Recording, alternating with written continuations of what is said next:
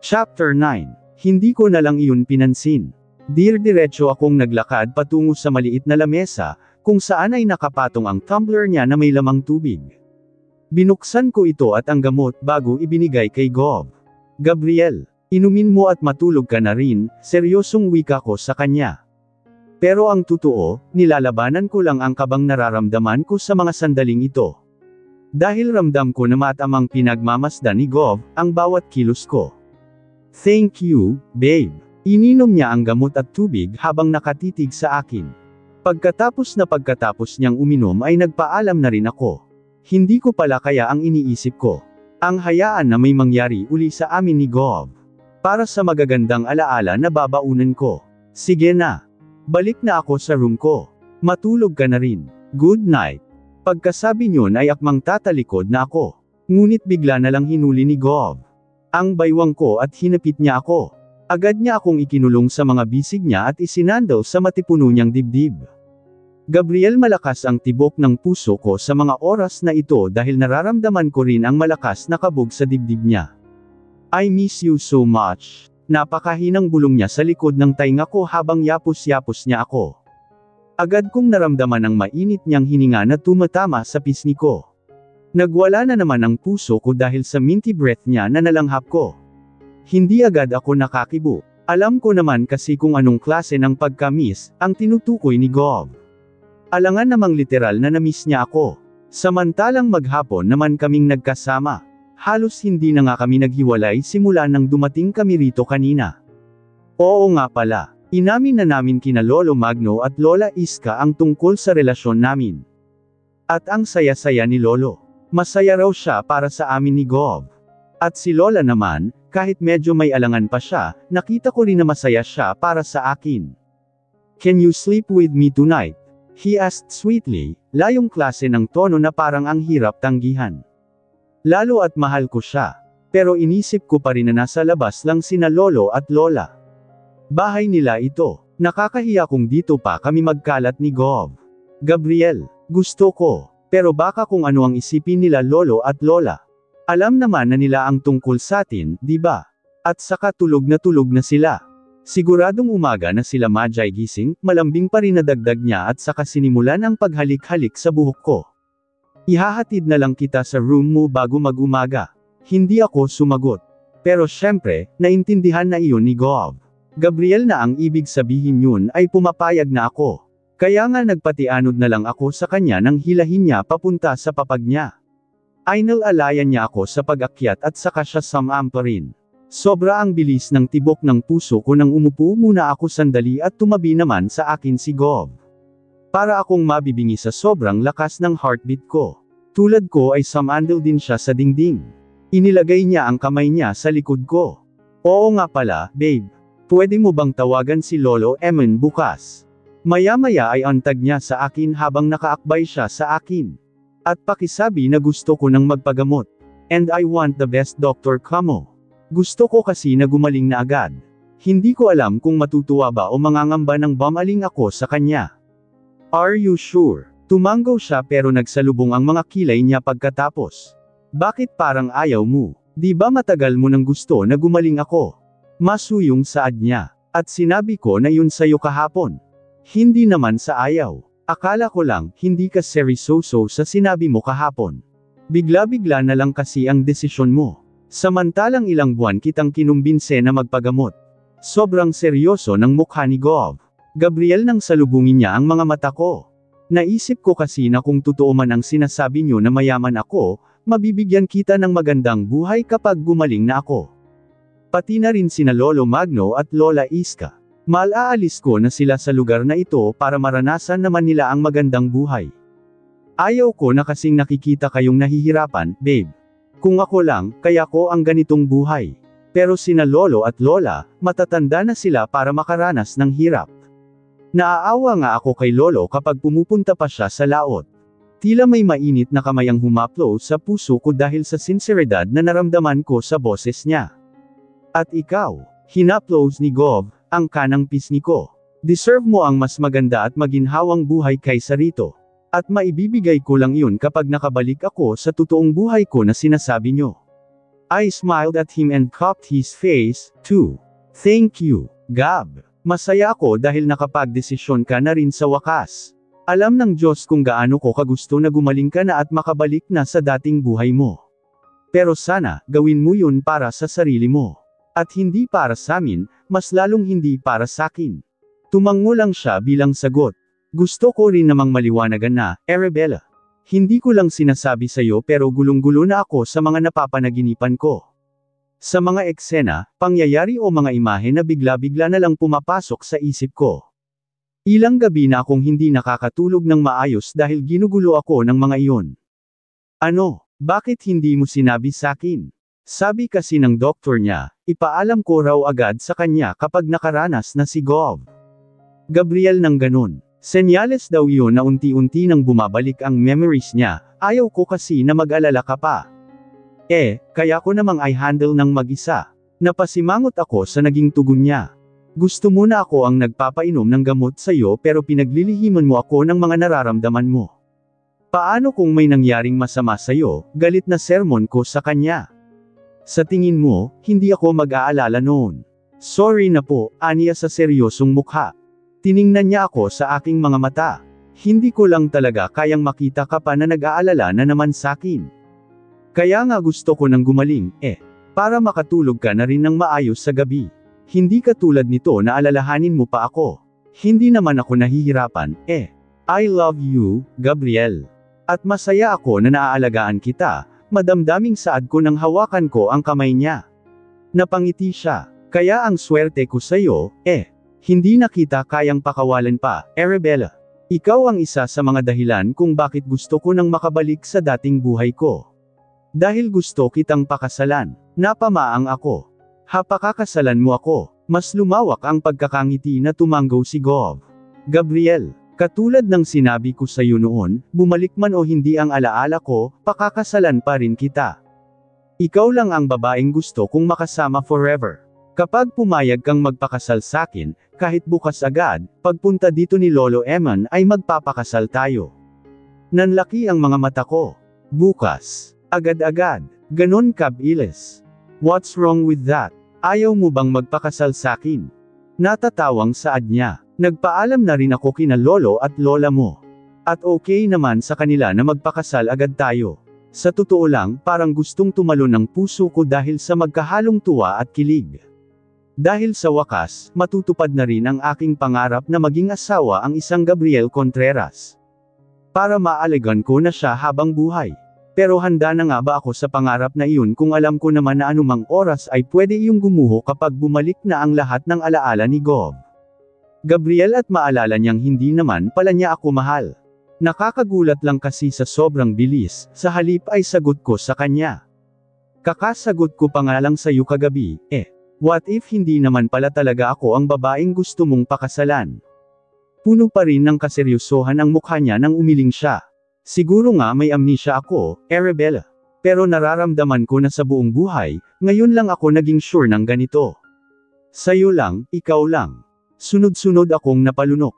Wala akong maapuhap na sasabihin dahil sa sobrang bilis ng pintig ng puso ko. Pero syempre, nasayo pa rin kung gusto mong magpakasal sakin, kapag kuwan ay sabi niya.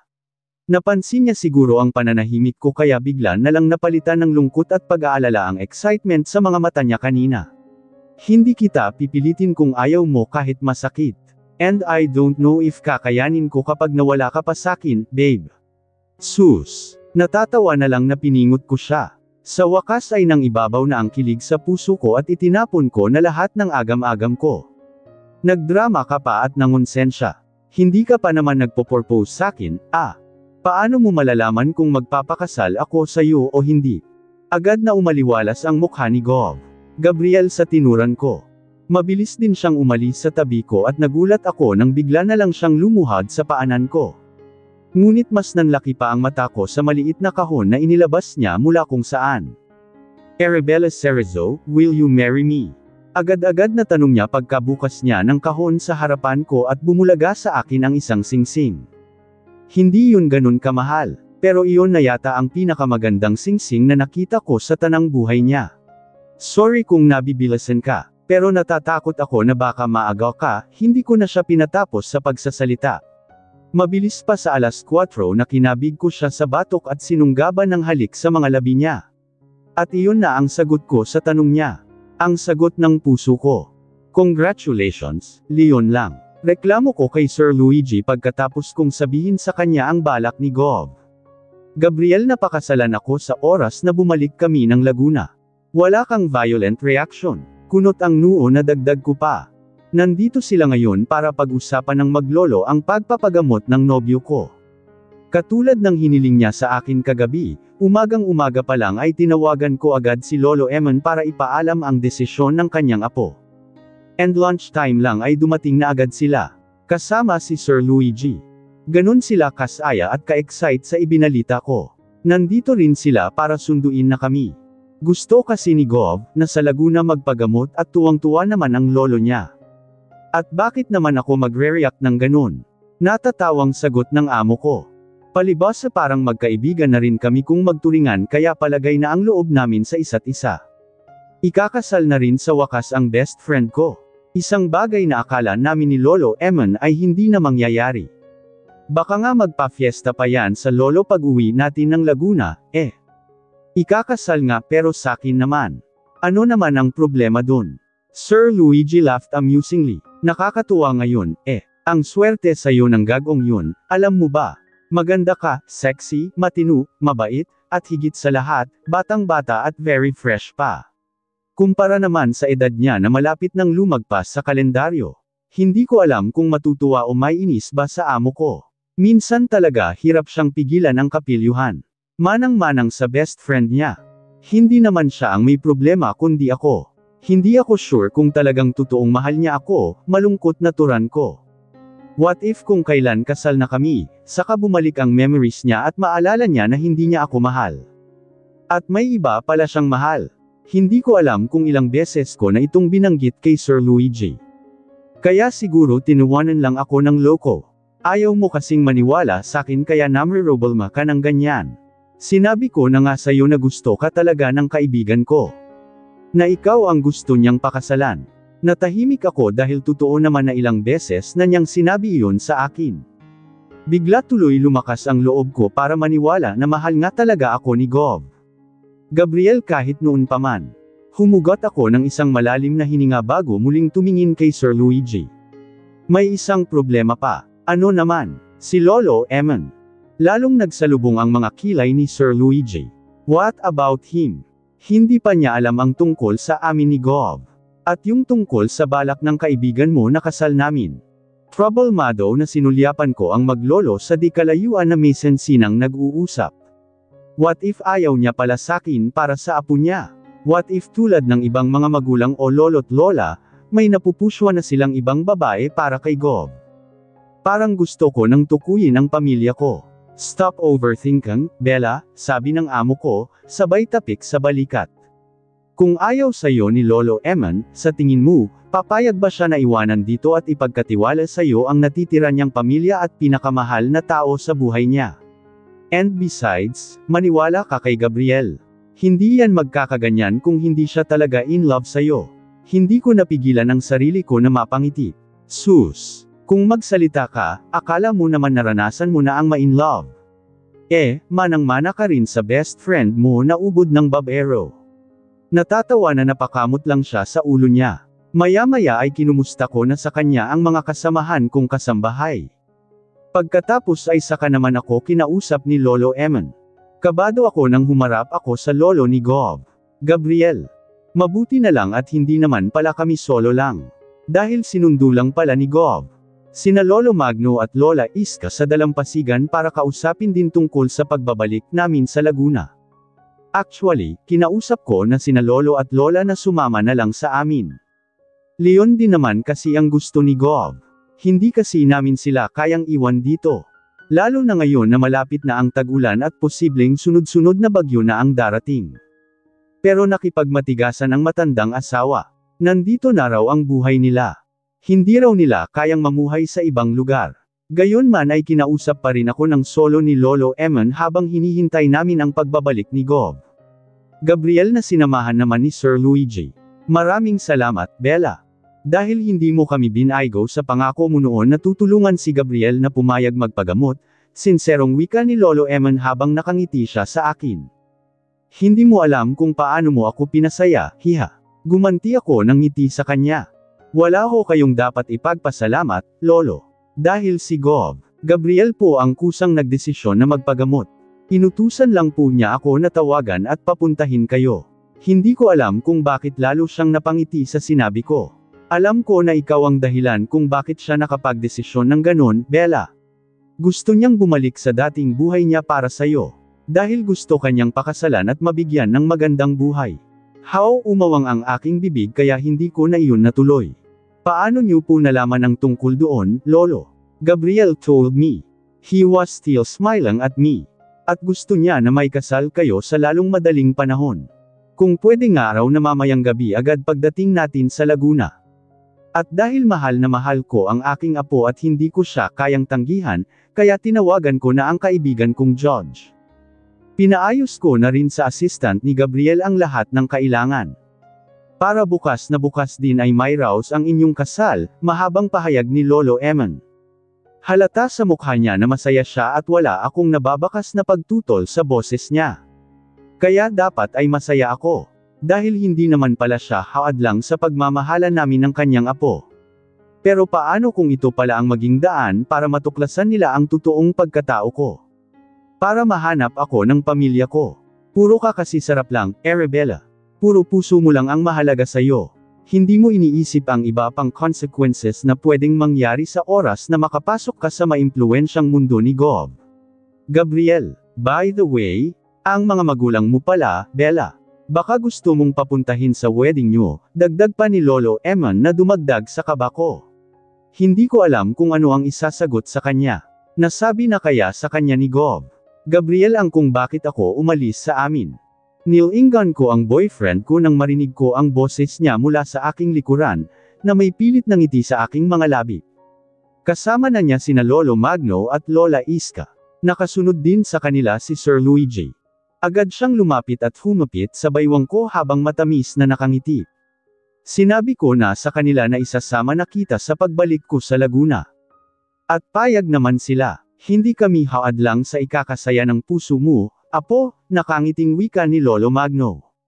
At naniniwala naman ako na hindi ka pababayaan ni Gabriel at ng pamilya niya, sabi pa niya at saka sumulyap kina Lolo Eman at Sir Luigi.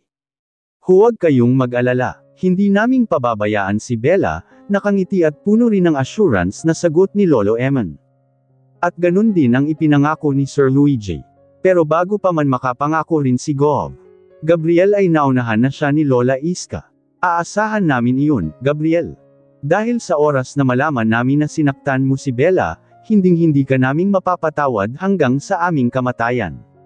Saglit na tumalikod sa akin si para harapin ang matandang mag-asawa. Hinawakan niya ang kamay ni Lola na puno ng kaseryosohan ang mukha. Hindi ho ako nangangako na hindi siya iiyak sa piling ko, Lola. Dahil palagi ko po siyang paluluhain. Paluluhain sa sobrang saya. Muntik na kaming kinabahang lahat sa sinabi ni Gabriel. Mabuti na lang at nagpahabol agad siya kaya nagkatawanan na lang kami. Sigurado ho ba kayo na hindi kayo sasama sa amin sa Laguna? Tanong naman ni Sir Luigi kapag wala kayong kasama rito. Sanay na kaming mag-asawa lang ang magkasama, Sir Luigi, sabay na sagot ni na Lolo Magno at Lola Iska. Kahit kami man ni Gabriel ay paulit-ulit din naming silang kinumbinse na sumama na sa amin sa Laguna. Pero ayaw talaga nila. Ayaw nyo bang masaksihan kung paano ikasal ang apo ninyo bukas? Tinulungan na kami ni Lolo Eman na kumbensihin sila. Civil wedding lang muna at gusto naman ng mga bata na may kasal sila sa lalong madaling panahon. Para may guardian siyang kasama kahit nasa legal age na siya. Maging witness lang niya kayo bilang kamag-anak niya. Napatingin ako kay Gabriel dahil hindi pa naman niya personal na nabanggit sa akin ang tungkol doon. Though, kagabi pa lang ay sinabi na niya sa akin na gusto niya akong pakasalan agad. Nginitian lang niya ako nang hawakan niya ang kamay ko. Akala ko magugulat sina Lolo at Lola sa sinabi ng abuelo ni Pero bakit parang alam na nila ang tungkol doon? Sinabi ba ni Gabriel sa kanila? Maraming salamat na lang ho sa pag-imbita, Senador. Gustuhin man namin pero hindi namin maiwanan itong bahay, katwiran ni Lola Iska bago niya ako nilingan ng nakangiti. Alam iyon ni Bella, at alarm din namin na maiintindihan niya kung hindi man kami makakadalaw sa kasal niya. Dahil alam ko naman ang totoong dahilan kung bakit sila tumatanggi kaya sinakian ko na lang ang sinabi ni Lola. Tama po siya, Lolo Eman. Saka ko na lang ho sabihin sa inyo ang dahilan kung bakit ayaw nilang sumama sa atin. Sa wakas ay hindi na rin pinilit pa ng lolo ni Gov, ang matandang mag-asawa at nagkibit-balikat na lang. Yung magulang ho kaya ni Bella. Nasaan sila? Baka gusto nilang attend. Mabilis na nagkatingin kami nina Lolo Magno at Lola Iska. Pare-pareho kaming hindi agad nakaisip ng isasagot. Buti na lang at SN Avenue kami ni Gov. Gabriel, nasa Bacolod ho ang pamilya ni Arabella, Lolo. Pero matagal na siyang naninirahan dito sa lolo at lola niya. Naramdaman ko na pinisil niya ang kamay ko na hawak niya. May personal na dahilan ho si Arabella kung bakit ayaw niya munang imbitahan sa kasal namin ang pamilya niya. At nirespeto ko naman iyon. Ilang segundong napatitig sa akin ang dating senador. Kinabahan pa ako na baka hindi siya pumayag. Ngunit nakahinga ako ng maluwag nang sa wakas ay ngumiti siya sa akin. Kung iyan ang gusto ni Bella, dapat nga nating respetuhin. Tutal, sabi ko nga kanina, nasa legal age na siya. Hindi na niya kailangan ng guardian para sa wedding nyo. Ilang sandali pa ay nagsimula na kaming magaligpit ni Gov. Gabriel ng mga gamit ko. Pati na rin yung ibang mahalagang gamit niya na naiwan noon. Tinulungan naman ako ni Lola Iska. Naging emosyonal pa nga ang pamamaalam namin sa isa't isa bago kami umalis. Gusto kong malaman mo na kaya kami pumayag ng Lolo Magno mo na magpakasal ka kay Gabriel ay dahil umaasa kami na baka siya ang makatulong sa iyo sakali mang mahanap ka ng papa at kuya mo. Niyakap niya ako ng mahigpit. At kung naniniwala ka talaga na mahal ka ni Gabriel, sana sabihin mo na sa kanya ang totoo bago pa man kayo ikasal, Bella. Para matulungan kanya at para wala siyang dahilan na magalit sa iyo. May pilit na ngiti ang rumahistro sa mukha ko nang gumanti ako ng yakap sa kanya. Ngunit walang salita ang namutawi sa bibig ko. Baka kasi masabi ko pa sa kanya na ang totoo ay natatakot din ako kapag nalaman ni Gov. Gabriel ang paglilihim ko at posibleng magalit siya. Pero ayaw ko lang na mag-alala pa sina Lolo at Lola. Basta kapag kailangan mo kami, pumunta ka lang dito, ha? Palaging bukas itong aming kubo para sa iyo, Bella. Pagkatapos kong magpasalamat sa kanila ni Lolo ay pinuntahan ko na si Gov.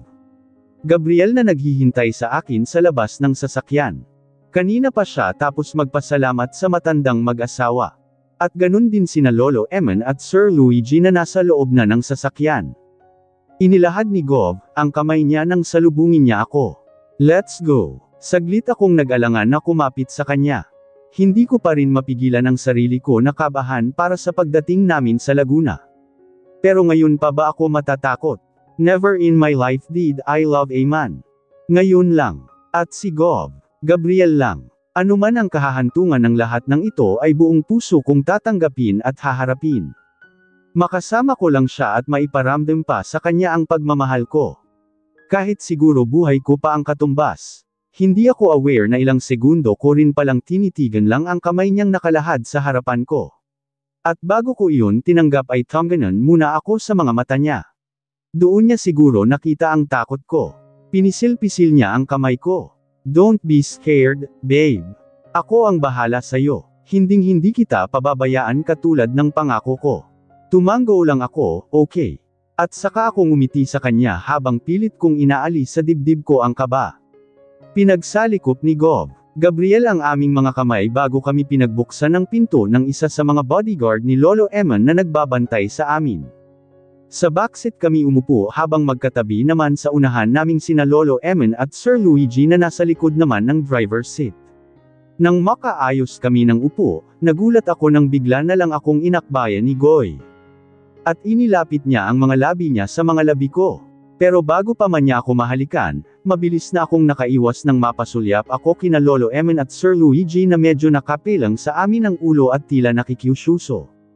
Bigla akong nakaramdam ng hiya nang makita ko na napangiti sila sa paglalamangan namin.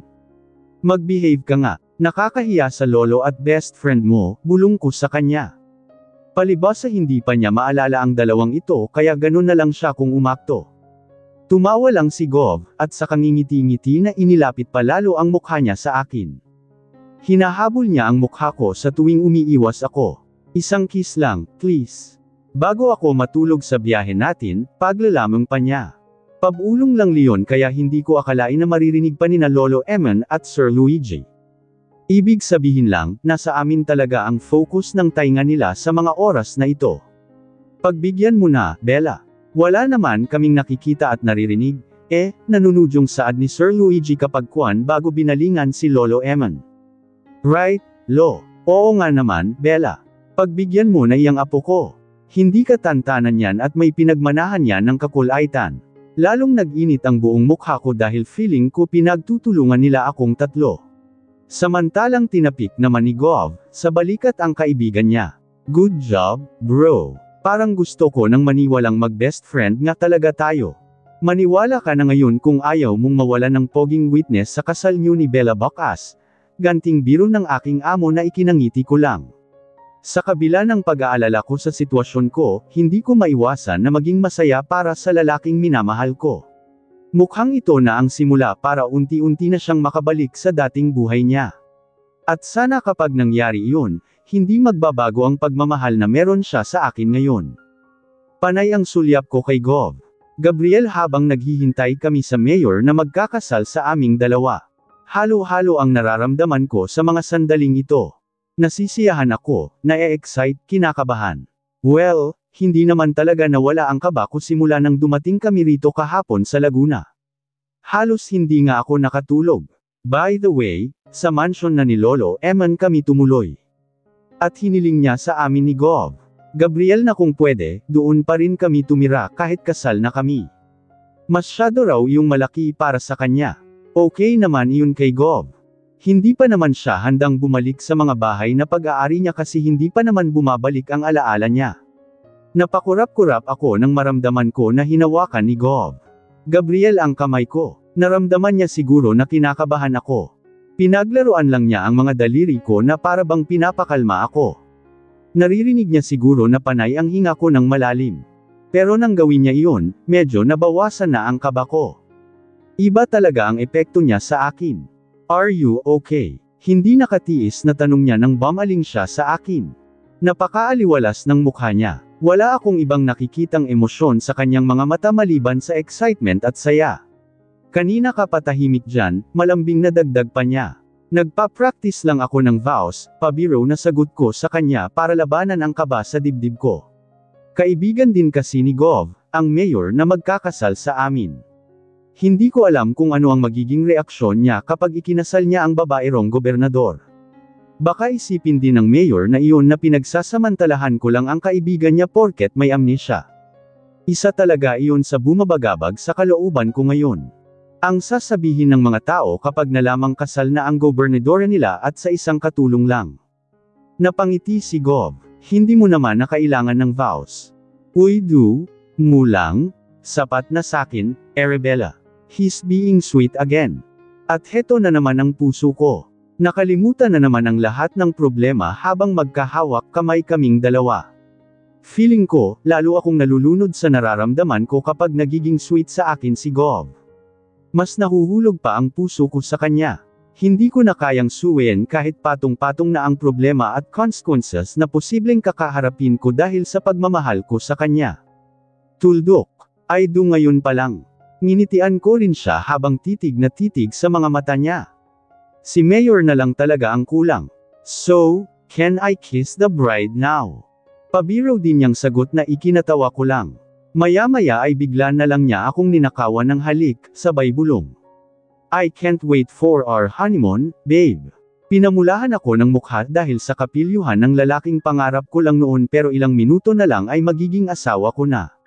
Lalong nag-init ang magkabilang pisngi ko nang mapansin ko na nakatingin sa amin sina Lolo Eman at Sir Luigi na nasa likuran lang namin. Silang dalawa ang magsisilbing witness sa aming kasal mamaya. Iho, hintayin mo muna si Mayor. Bago mo talk-in yang asawa mo, biro sa amin ng abuelo niya kaya lalo akong nag-blush. Ngayon ko lang nalaman na may kapilyuhan din pala ang dating senador. May pinagmanahan naman pala talaga si Gov. Pero aminin mo na kinilig ka. Sabat naman ang isipan ko. Kasi hindi pa man kayo kasal pero asawa na agad ang tawag sa'yo ng lolo niya. Nagpa-practice lang po, lo. Tumawa si Gov. Pilyo ka talagang bata ka. Baka ho sa inyo ako nagmana, ganti naman ni Gov, kay Lolo Eman, sabay tawa. Nagkatinginan lang kami ni Sri Luigi habang nakikinig sa pagbibiruan ng maglolo. Pareho kaming masaya dahil hindi pa man bumabalik ang memories ni Gov, pero nakikita namin na unti-unti nang nararamdaman ng kanyang puso ang pagmamahal din niya sa abuelo. Ilang minuto lang ang hinintay namin at dumating na ang mayor. Lalo akong kinabahan pero agad din namang nawala dahil sa pagpisil-pisil ni Gov. Gabriel sa kamay ko. Pareng Gov, kumusta ka na? Masayang bati agad nito sa kaibigan. Mas nauna pa siyang lumapit sa amin kaysa sa table niya. Long time no see, pare. Tinapik pa siya sa balikat ng mayor na halos kaedad lang niya. Samantalang hindi naman nakaimik si Gov. Gabriel, kitang-kita ko kung paano siya naguluhan habang nakatingin lang sa mayor. At hindi ko na naman napigilan ng maawa para sa kanya dahil sa nakikita kong hirap sa mukha niya para alalahanin ang kaharap. Ako naman ang pumisil sa kamay niya at nginitian ko siya. I'm Mayor Owen, pakilala ng mayor sa sarili niya. Parang saka lang niya naalala na may amnesia nga pala ang kaibigan niya. And I am one of your crazy friends. Pero syempre, masira ulo pa rin kayong dalawa ni Luigi, sabay pa kaming natawa ni Sir Luigi sa biro na iyon ni Mayor Owen. Noon pa man, kilala na talaga siya na cool at kalog. Kaya nga maraming babae rin ang nababaliw sa kanya. Dahil bukod sa mayaman na, gwapo pa. Pero hindi siya babero tulad ni Gov. Tumigil ako sa pagtawa nang mapansin ko ang seryosong mukha ni Gov. Akala ko ikinagalit niya ang sinabi ng kaibigan. Pero nagulat kaming lahat dahil bigla na lang siyang nagbiro din. Kung totoo mang kaibigan kita, pasalamat ka at wala akong maalala. Dahil kung hindi, kanina pa kita sinapak. Napailing lang si Mayor Owen at saka natawa. May amnesia ka na nga pero hindi ka pa rin nagbabago. Kapag kuwan ay sumeryoso ang mukha ni Gov. Gabriel, pasensya ka na kung wala akong maalala. No problem, pare, seryosong sagot ni Mayor. Ang importante, nandito ka na uli. At mukhang maayos na ang lagay mo. I know na soon, maaalala mo rin ang lahat at babalik ka na sa dati. Hinihintay ka na ng buong Laguna, no? Basta kasama ko siya, gagaling din ako. Naramdaman ko ang pagpisil ni Gov sa kamay ko at saka nakangiti na lumingon siya sa akin. Mamaya mo na siya ipakilala sa akin para may surprise element, pabiro na wika ni Mayor Owen nang maramdaman niya siguro na ipapakilala na ako sa kanya ni Gov. Nagkatawanan lang kaming lahat. Mamaya pa ay sinimulan na ni Mayor ang seremonya ng kasal. Hindi na ako kinabahan dahil nakikita ko na lahat ng mga kasama namin dito sa silid ay halatang masaya para sa amin ni Gov. Gabriel, wala akong nakikitang pagtutol sa mga mukha nila. Pronounce you, husband and wife, sabi ng mayor at nanunudyong bermaling sa kaibigan niya bago pa man matapos ang ceremony. And you may now kiss the bride. Hindi ibinaba ni Gov ang mga kamay ko na hawak-hawak pa rin niya pagkatapos naming isuot ang singsing ng isa't isa. Kapag kuwan ay napangiti siya sa akin. Take 2, feel yung wika niya na nagpakunot sa noo ko. Saka ko lang naintindihan ang sinabi niya nang halikan niya ang mga labi ko. Simple wedding lang ang naganap ngayong araw. Pati ang reception ay simple lang din dahil sa mansion na iyon ginanap. Walang ibang naging bisita maliban kina Mayor Owen at Sir Luigi. Ang sabi kasi ng doktor ni Gov, hindi pa siya pwedeng iharap agad sa karamihan at baka mabigla siya kapag sabay-sabay niyang pinilit na alalahanin ang mga nakalimutan niya. Kumain at nag-inuman lang ang tatlong magkaibigan. Simpleng bonding lang daw muna habang wala pang maalala si Gov. Nangako rin si Mayor Owen na tutulungan ang kaibigan na mapabilis ang paggaling, katulad ng ipinangako rin ni Sir Luigi. Samantalang nagkwentuhan naman kami ni Lolo Eman. Pero dahil bawal siyang magpuyat kaya maaga rin siyang natulog. Ako na ang naghatid sa kanya sa silid niya at kitang-kita ko kung paano natuwa ang matanda. Hindi ko alam kung ilang beses na akong nagpasalamat sa iyo, hiha. Pero salamat uli dahil hindi mangyayari ang lahat ng ito kung hindi dahil sa iyo. Maluha-luha na hinuwakan ni Lolo Eman ang kamay ko bago ako tuluyang lumabas ng kanyang silid. Huwag ka sanang magbago at magsawang mag-alaga at magmahal sa apo ko kahit bumalik na siya sa dati. Dahil naniniwala ako na ikaw pa rin ang makakatulong sa kanya. Promise po, Lolo. Hinding-hindi ako magsasawang alagaan at mahalin si Gov, ihanakangiting saway niya sa akin. Asawa mo na ang apo ko. Kaya tigilan mo na ang pagtawag sa kanya na Gov. Ano na lang ang sasabihin ng mga magiging apo kunyan kapag narinig nila ang tawag mo sa daddy nila? Namumula na napakagat labi ako. Sorry po, Lolo. Hindi pa rin kasi ako sanay, masasanay ka rin. May ngiti pa rin sa mga labi na pinisil niyang muli ang aking kamay. Hindi rin maalis-alis ang ngiti sa aking mga labi nang tumungo ako sa silid ni Gov. Gabriel na magsisilbi na rin naming silid simula sa gabi na ito. Ang saya-saya ng puso ko ngayon kahit hindi pa rin ako makapaniwala na Mrs. Contreras na ako. Ngunit napatili nang sa pagpasok ko ay bigla na lang may humila sa kamay ko at ikinulong ako sa matitipunong bisig. G. Gabriel. Feel ko nang makilala ko ang amoy ng aking asawa habang yapos-yapos niya ako mula sa aking likuran. Bakit ka ba nang gugulat? I frowned at him dahil sobra talaga akong kinabahan. Ang lalim-lalim kasi nang iniisip ko. Tapos akala ko nasa ibaba pa siya at kainuman ang mga kaibigan niya. Natatawa na humarap sa akin si Gov. Gabriel, I'm sorry. Ang tagal mo kasing bumalik, kanina pa kita hinihintay. Pinatulog ko kasi muna si Lolo Eman. Gumuhit ang matamis ng ngiti sa mga labi niya dahil sa tinuran ko. Kahit hindi ko pa man maalala si Lolo, unti-unti ko na siyang nararamdaman sa puso ko, Arabella. Kaya nagpapasalamat ako sa pagmamahal at pag-aalaga na ipinapakita mo rin sa kanya. Sus, wala iyon. Nangingiting pinindot ko ang tungkin kanyang ilong. Basta lagi mong tatandaan na lahat ng taong mahalaga sa iyo ay mahal ko na rin. At mamahalin ko pa, dahil asawa mo ako at asawa na kita. Ilang beses na napakurap-kurap si Gov. Gabriel na parabang nalulunod ang puso niya sa sobrang kaligayahan. Kapag kuwan ay napangiti siya. Yeah, right. You're Mrs. Contreras now. Wala nang bawian, ha? Totoo na talaga to na habang buhay na tayong magsasama. At wala ring iwanan kahit anuman ang mangyari. Natatawa na tumango ako dahil sinabi na rin niya iyon sa akin noong nag-propose pa lang siya ng kasal. Wala nang bawian. Walang iwanan. Forever na akong magiging Mrs. Contreras. Nangingiti na itinaas ko pa ang aking kanang kamay. Promise. Sinalubong ko ang tingin niya na puno ng kaseryosohan. At sana ganun ka rin. Ngumisi si Gov. Gabriel bago niya inilapat ang kanyang palad sa kamay kong nakataas at saka pinagsalikop ang aming mga daliri. Promise, I won't change. I will be your husband and I will never stop loving you until my last breath. He looks very happy. His eyes are sparkling. Halos maluha ako dahil sa aking mga narinig at sa nakikita ko na emosyon sa aking mga mata. Ngunit bago pa man tuluyang tumulo ang maiinit na likido sa aking mga mata, mahigpit na niyakap na ako ni Gov. Gabriel. And when he pulled away, he claimed my lips surprisingly. Mga halik na hindi ko napigil ang tagyuni agad-agad dahil sa labis na kasiyahang nadarama ko sa mga oras na ito. Ituloy na natin ang honeymoon natin na naudlot dahil sa makukulit kong kaibigan, puno ng kapilyuhan na bulong niya sa akin bago pa man mapuno ng emosyon ang puso ko. Natawa ako na naluluha. Dapat nga kanina pa ang honeymoon namin. Pero miss na raw siya ng mga kaibigan niya kaya nagpaubaya na muna ako.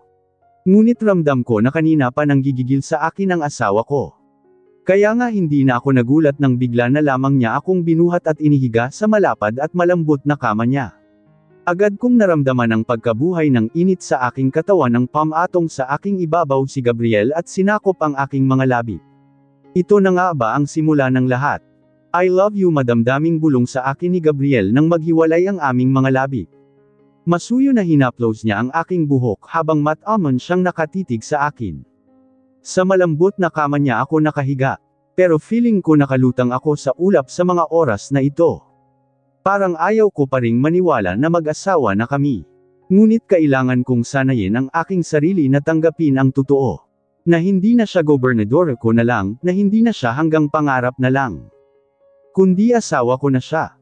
Kailangan ko yung simulang tanggapin para kahit panandalian lang ay maranasan ko naman ang maging masaya sa piling niya. Dahil tanggap ko naman na may posibleng may katapusan ang lahat ng ito. Itinaas ko ang aking kamay at hinaplos ang kaliwang pisngi ng aking asawa.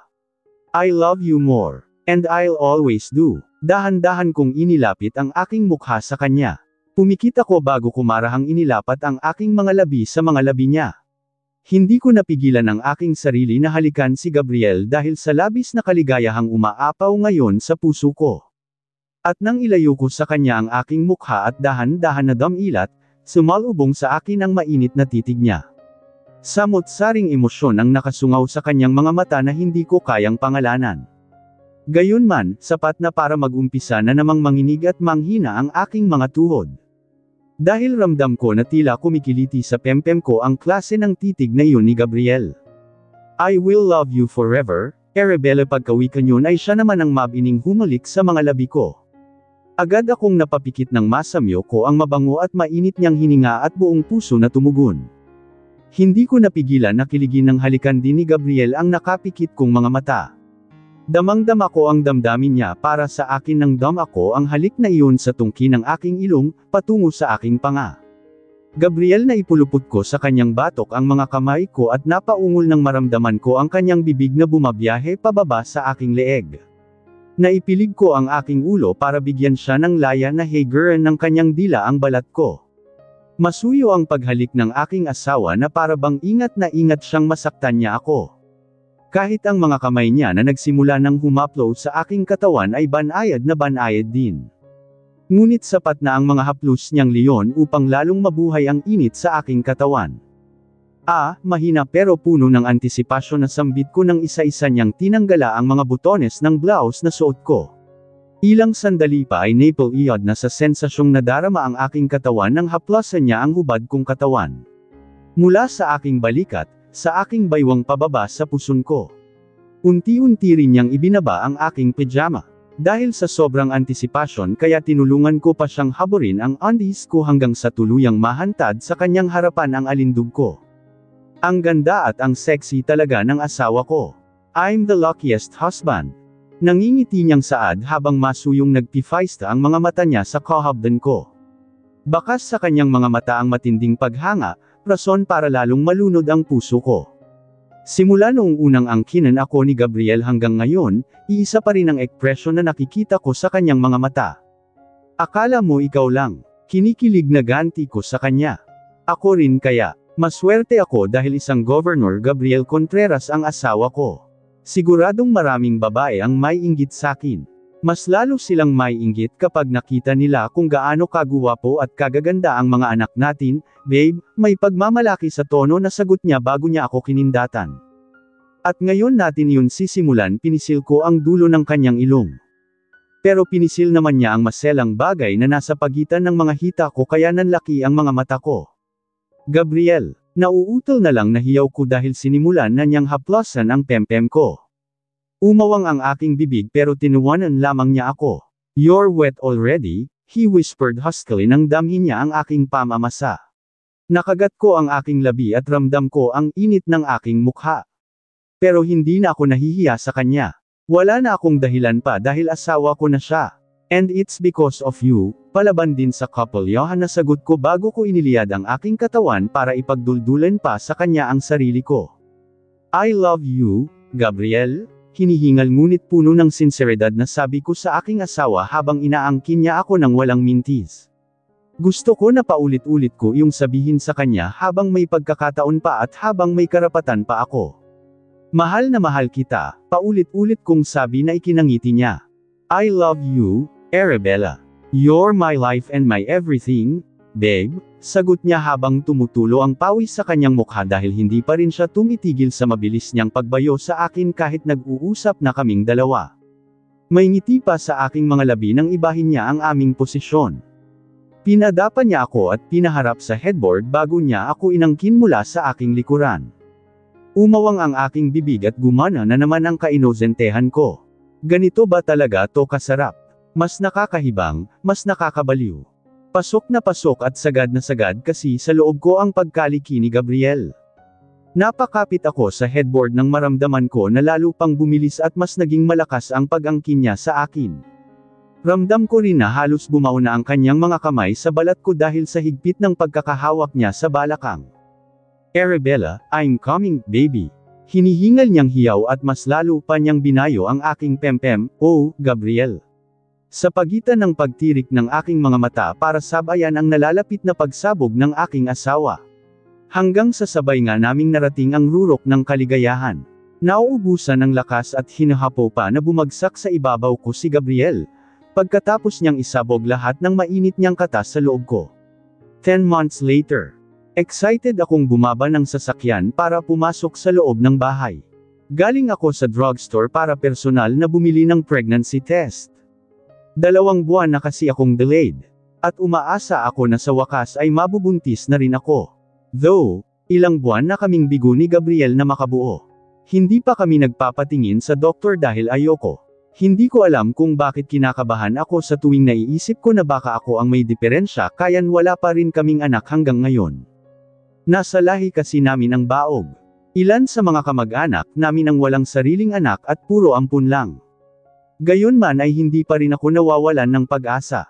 Kailangan kong manatiling matatag-atag lalo at hanggang ngayon ay hindi pa rin bumabalik lahat ng alaala ni Gabriel. Paunti-unti pa lang. Katulad na lang ng pagkaalala niya kay Lolo Eman, kina Sir Luigi at Mayor Owen, at sa marangyang buhay niya. Pero dahil hindi pa kumpleto kaya hindi pa siya nakakabalik sa tungkulin niya bilang gobernador. Alam ko na nalalapit na ang kinatatakutan ko.